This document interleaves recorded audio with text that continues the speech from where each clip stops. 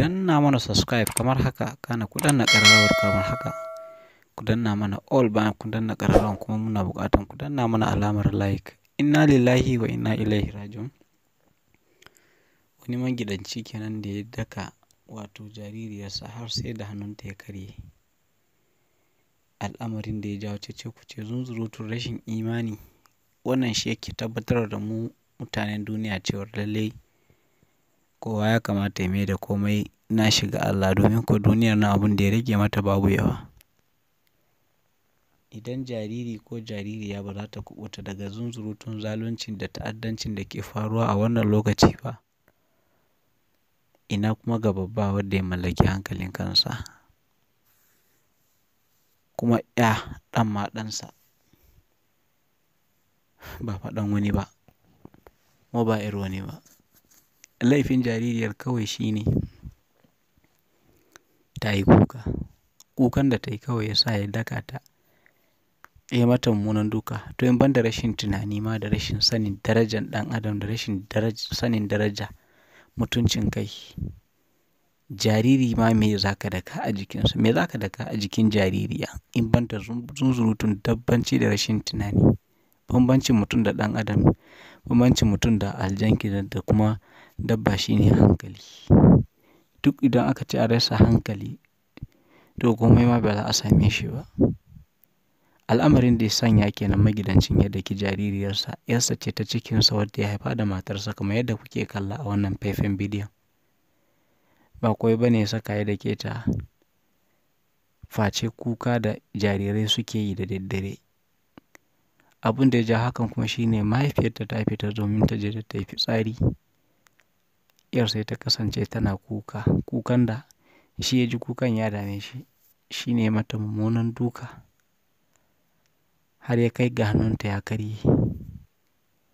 Da uwar ta dawo ta riske shi a cikin wannan yanayi tare da wannan hali, ya aikata mummunan abun da bai dace ba, sai ya kwace wato wayar mahaifiyar yarinyar,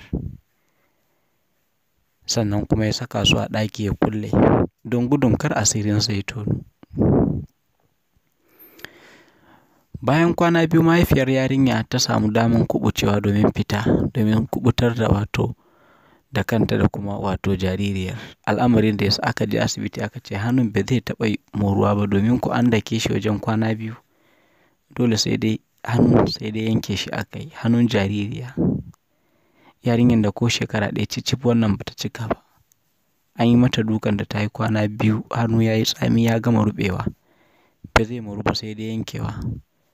Kuma ana ji ana gani irin hukuncin da aka yanke kenan, dole sai dai aka yanke hannun guda ɗaya, wadda shine dukan da yawa hannun har hannun ya karye daga kwana biyu, kuma da ya rufe su domin kar asirinsa ya tonu. Hannu ya ruɓe, babu ta yadda za a yi ya moru, in dai a ƙasan nan ne dole sai dai yankewa. Hakan kuma aka yi kamar yadda nake ba ku labari.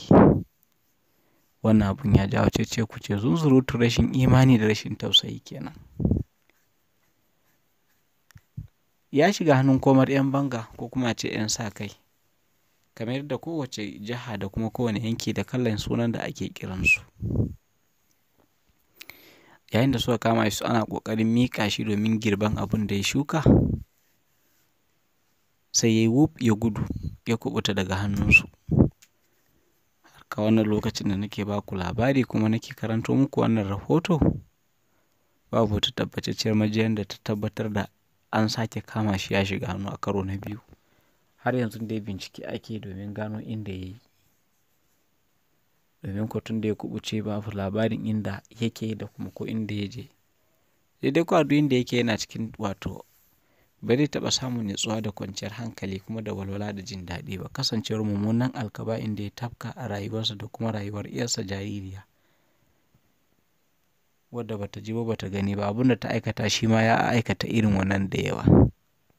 Wannan zunzurutun rashin imani kenan. Hakan na tabbatar maka da cewar, kuma yana tabbatar min da tabbatar mana da tabbatar muku da cewar lallai duniya ce ta zo ƙarshe.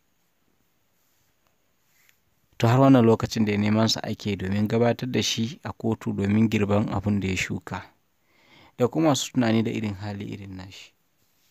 kai tsaye kuna samun wannan rahoto kuma wannan faifan bidiyo ne daga nan muryar Arewa TV. Muna roƙonka da Allah da Annabi idan wannan shine kallonka na farko ka danna mana subscribe kuma ka danna alamar like. Muna buƙatan comment ɗinka muna